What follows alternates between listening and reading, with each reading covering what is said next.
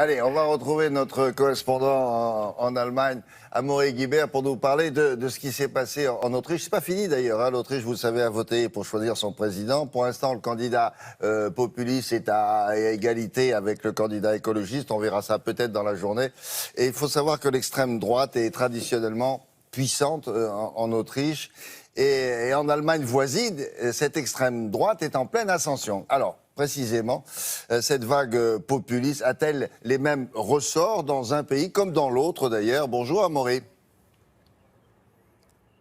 Bonjour William, bonjour à tous. Alors c'est vrai qu'il y a beaucoup d'éléments communs entre l'Autriche et l'Allemagne. Il y a la crise des réfugiés d'abord qui a joué et qui continue de jouer un rôle très important. Et puis il y a aussi des racines économiques et sociales, même si ces racines sont certainement plus profondes en Allemagne et notamment en ex-Allemagne de l'Est où les populistes allemands réalisent des scores très importants. Il y a eu des élections régionales récemment, notamment dans le Land de Sachsen-Anhalt, c'est en ex-RDA et là-bas l'AfD, le parti populiste allemand, a réalisé un score très important. Le parti prospère dans cette région où le chômage est parfois le double de la moyenne nationale, dans ces campagnes qui se désertifient et où la population a parfois le sentiment d'être abandonnée par le pouvoir central. C'est d'ailleurs là-bas qu'on va aller maintenant, en Sachsen-Anhalt et plus précisément dans le village de Bismarck, un village qui a la particularité d'être dirigé par un maire écologiste, militant de la cause homosexuelle et qui aujourd'hui doit composer avec une population qui a voté à plus de 30% pour les populistes aux dernières élections. Alors comment ce maire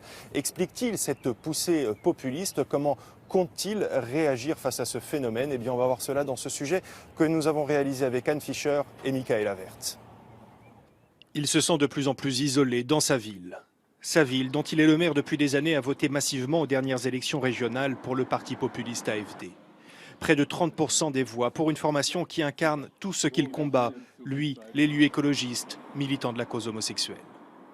Il va falloir que je trouve le moyen de discuter avec les gens d'ici, mais ça va être très difficile, presque impossible, je le sais. Il en est convaincu, le vote populiste est un vote de protestation. Contre les réfugiés en premier lieu. 31 vivent dans le village. Il pourrait y en avoir plus selon le maire, mais les résistances sont nombreuses. Un nouveau foyer d'hébergement a d'ailleurs été vandalisé récemment. Beaucoup d'habitants ont le sentiment qu'on ne s'occupe pas assez d'eux. Il y a trop peu d'argent ici. C'est une région rurale. Il n'y a pas assez d'argent pour les gens, alors les gens sont mécontents. Il n'y a pas assez de travail. Les uns envient les autres. Et maintenant, il y a ces gens qui viennent d'autres pays. On a peur que les choses empirent. Pour le maire, les choses ne vont pourtant pas si mal. Le centre-ville a été rénové, il y a encore quelques commerces, mais rien ne dit que cela sera suffisant pour convaincre ceux qui votent pour les populistes. C'est une expression politique contre laquelle on doit lutter, mais je ne suis pas trop inquiet. Je vais la combattre sans colère. Pas d'inquiétude démesurée face au vote populiste, une attitude partagée par une grande partie de la classe politique allemande. Toute la question est de savoir si cela sera efficace.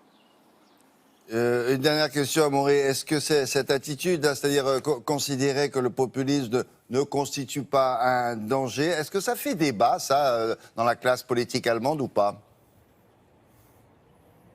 Ah oui, il y a un débat assez vif, William, sur le constat déjà.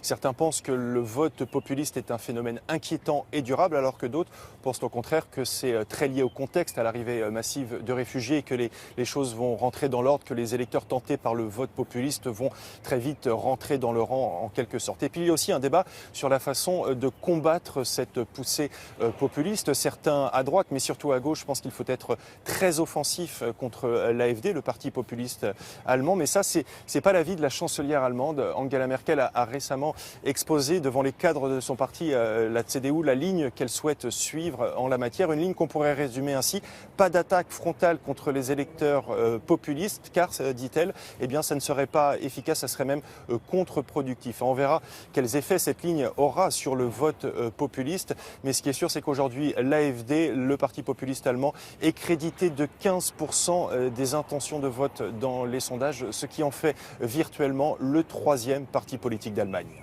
J'ai un tout petit mot là pour ceux qui se demandent devant quel bâtiment vous vous trouvez. Un bâtiment officiel majestueux, vous allez nous le dire vous-même, Amaury.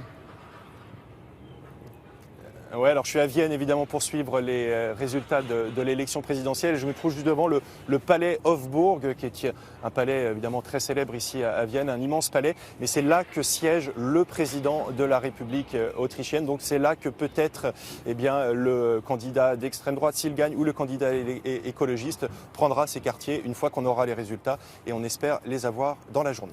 Merci beaucoup, Amaury. À tout à l'heure donc.